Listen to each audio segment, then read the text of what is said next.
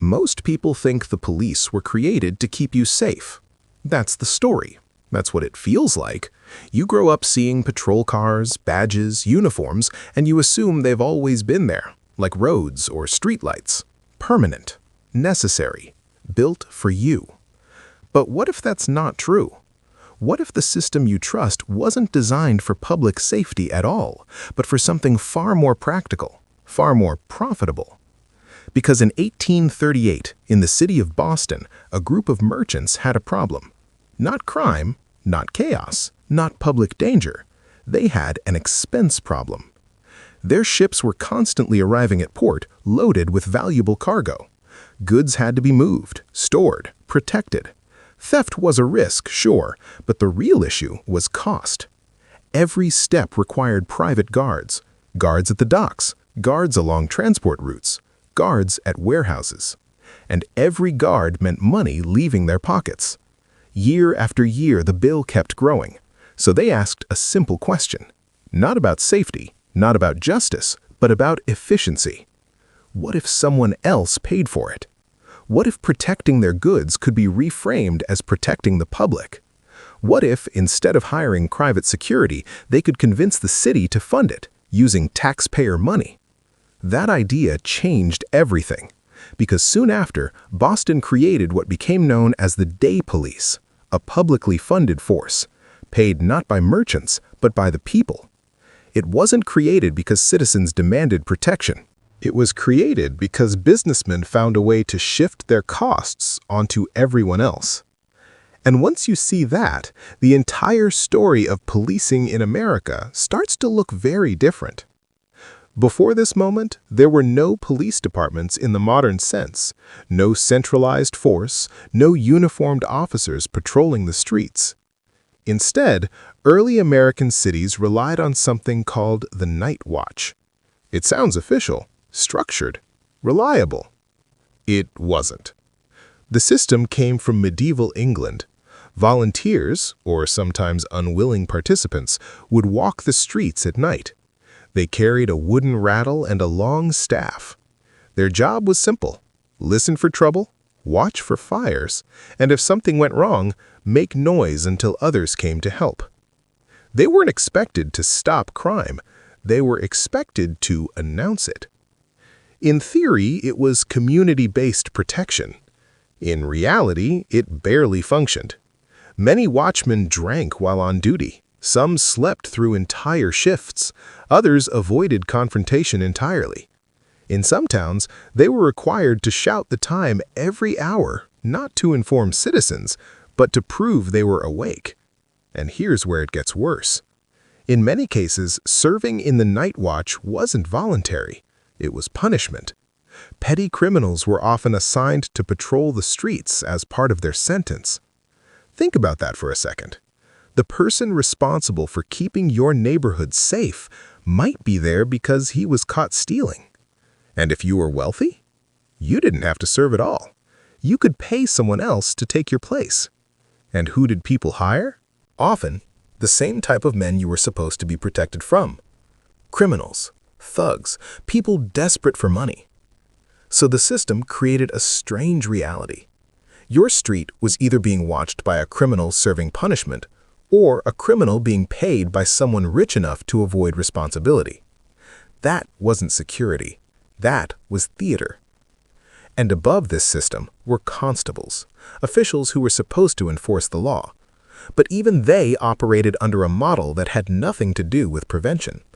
They were paid per warrant, per arrest, per action taken after something already went wrong. The more crime they processed, the more money they made. Not the less crime. There was no reward for keeping neighborhoods safe, no measurement for prevention, no incentive to reduce crime. Only a system that paid you when things went bad. That's not public safety.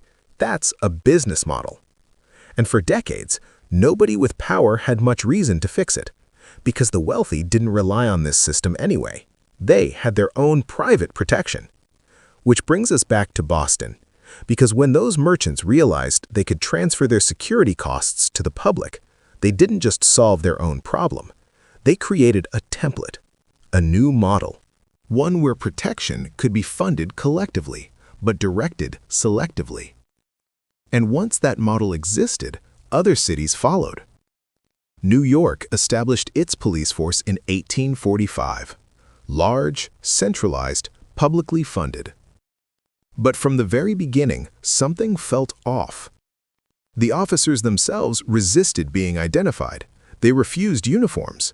They argued that wearing one made them look like servants of authority, not free citizens. For years, the public didn't trust them either. This wasn't an institution that grew naturally out of community demand. It was imposed, debated, resisted from both sides. And when uniforms were finally adopted, they didn't symbolize trust. They symbolized division. Because the truth is, these early police forces weren't built to serve everyone equally. They were built to maintain order. And order, at the time, had a very specific meaning: protect property, control unrest, keep the system running. Not necessarily to protect people, but to protect stability. And stability, more often than not, meant protecting those who had the most to lose. By the mid-1800s, American cities were changing fast. Populations were exploding, immigration was rising, workers were organizing. Factories, docks, railroads, all depended on labor. And that labor was starting to demand more: better wages, safer conditions, shorter hours. From the perspective of business owners, this wasn't progress. It was a threat. Strikes could shut down production. Protests could disrupt trade. Organized labor could shift power away from those who controlled the economy. And suddenly, the role of policing became clearer. It wasn't just about crime anymore. It was about control. Because when workers gathered, when tensions rose, when protests formed, the police were there. Not as neutral observers, but as a force to restore order, to break strikes, to disperse crowds, to ensure that economic activity continued. And that pattern repeated itself across city after city. Publicly funded forces operating in ways that often aligned with private interests. At the same time, political machines gained influence over these departments. In New York, powerful groups controlled who got hired, who got promoted, and who got protected. Positions weren't always earned. They were given, traded, sold. If you had the right connections, you could wear the badge, and if you didn't, you were out. This meant the police didn't just answer to the law. They answered to power. And sometimes that power had very little to do with the public. In fact, just how unstable this system was became clear in 1857, because in New York City, there weren't just problems within the police. There were two entire police forces, one controlled by the city, one created by the state, both claiming authority, both funded by the public. And at one point, they literally fought each other in the streets. Officers in uniform clashing with other officers in uniform, arrests made by one side, undone by the other. Law enforcement turned into chaos. For the people watching, it must have been surreal. The very institution meant to enforce order, unable to agree on what order even was. And if you step back and look at it, that moment reveals something important. This system wasn't built cleanly. It wasn't designed from scratch with clear purpose and accountability. It evolved out of competing interests, financial incentives, political influence. And from the very beginning, it carried those contradictions with it. Which raises a difficult question. If the foundation of an institution is shaped by business interests, political control, and reactive incentives, can it ever truly become something else? Or does it always carry traces of why it was created in the first place? Because by the time the system stabilized, by the time uniforms became normal, by the time police departments spread across the country, the structure was already set, publicly funded, politically influenced, focused on maintaining order, as defined by those with power. And most people never questioned it, because by then, it felt permanent. It felt necessary. It felt like it had always been there, but it hadn't. and the reasons it was built were never quite what you were told. And that's where the story gets even more uncomfortable, because if you follow the money forward, you start to see that the original design didn't disappear, it scaled. And what it became is far bigger than anyone in 1838 could have imagined. By the late 1800s, the system was no longer experimental. It was everywhere. Every major American city had a police department, uniformed officers, structured chains of command, public funding locked into city budgets. On the surface, it looked like progress. More organized, more professional, more capable. But underneath, the same patterns were still there. Because while the structure had expanded, the incentives hadn't really changed. Policing was still deeply connected to power. Political power, economic power, and social control. And nowhere was that more visible than in how wealth and influence interacted with the system. In New York, one police superintendent managed to accumulate a personal fortune that would be worth millions today. Not from a salary, but from connections, from relationships with some of the most powerful businessmen in the country. Men whose industries depended on stability, on uninterrupted production, on a workforce that showed up, worked, and didn't push too hard. In return, the police provided something extremely valuable: control. When workers organized, when strikes spread, when protests threatened to disrupt business, the response was often swift. Not negotiations, not compromise, force. And it wasn't hidden, it was understood. The public funded the system, but the direction often came from somewhere else. That dynamic created a kind of silent agreement. Corruption was tolerated, favoritism was expected, because as long as the system protected economic interests, those in power were willing to look the other way. And for the average person, this created a confusing reality. On one hand, police were part of everyday life, visible, accessible, a symbol of order. On the other hand, their actions didn't always feel neutral. They weren't always protecting everyone equally. And over time, that gap became harder to ignore. Because the role of policing wasn't just about crime. It was about managing populations, especially populations seen as disruptive. Immigrants, laborers, the poor, groups that were growing rapidly in cities, bringing new cultures, new demands, and new tensions. To those in power, this wasn't just diversity, it was unpredictability, and unpredictability needed to be controlled. So policing expanded alongside these changes, not just in size, but in purpose. Monitoring gatherings, breaking up protests, keeping certain neighborhoods under closer watch, maintaining a version of order that prioritized stability over fairness. And again, this wasn't always framed openly. It wasn't written in bold letters. But if you followed the actions, the patterns were clear. The system responded more aggressively when economic or political stability was at risk, and less urgently when the issue was purely about individual harm. Which brings us to something that hasn't really changed: funding.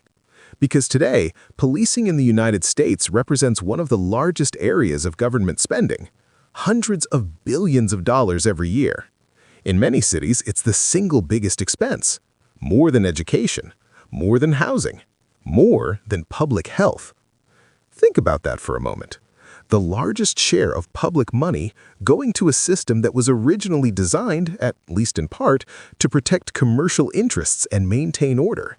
Not necessarily to improve quality of life, not necessarily to prevent harm, but to ensure stability.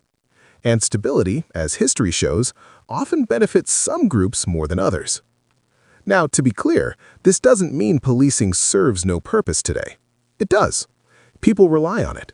Emergencies happen, crimes need to be addressed. But the question isn't whether the system has a function. The question is whether its structure still reflects its origins. Because institutions don't just evolve randomly. They carry forward the logic they were built on, the incentives, the priorities, the assumptions. And unless those are intentionally redesigned, they tend to persist, even as everything else changes. So when you look at modern policing, it's worth asking, what is it optimized for? Is it optimized for preventing harm? For building trust? For serving communities equally? Or is it still, at its core, optimized for maintaining order as defined by existing power structures? Because if the foundation was never fully rebuilt, then the answer might not be as simple as it seems. And this isn't just a historical question, it's a present-day one.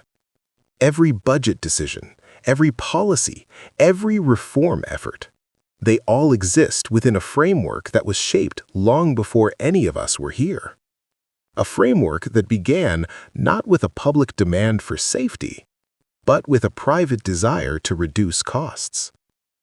That doesn't mean everything about it is broken, but it does mean the system wasn't designed from a blank slate.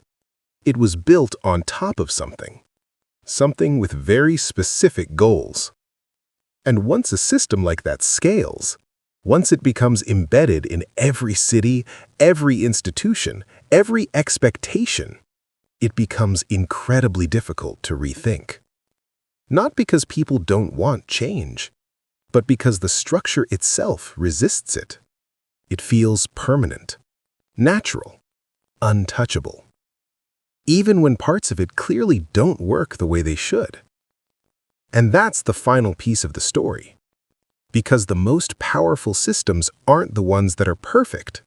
They're the ones that feel inevitable. Like they've always been there. Like there was never another option. But there was. For most of American history, there were no police departments like the ones you see today. Communities functioned differently. Imperfectly, yes, but differently. Which means the current system isn't the only possible one. It's just the one that happened to emerge under very specific conditions. Conditions shaped by money, by power, by the need to control rather than simply protect. And once you understand that, the question shifts. It's no longer just, do police keep us safe? It becomes something deeper. Who was this system built for? Who does it serve best? And if the answers to those questions don't fully include you, then what would a system designed differently actually look like? Because the past doesn't just explain the present, it challenges it. And whether anything changes next depends on whether people are willing to ask questions that were never meant to be asked.